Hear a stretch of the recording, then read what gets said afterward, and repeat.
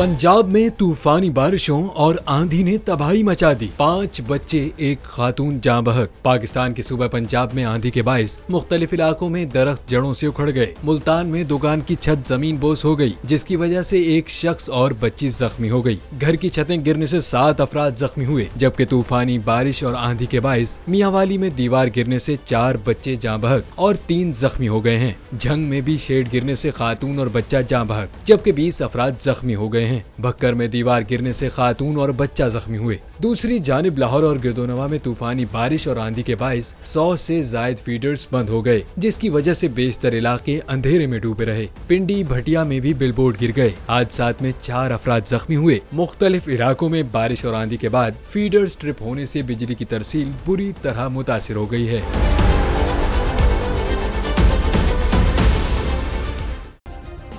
Subscribe करें और bell दबाएं ताकि कोई खबर रह न जाए।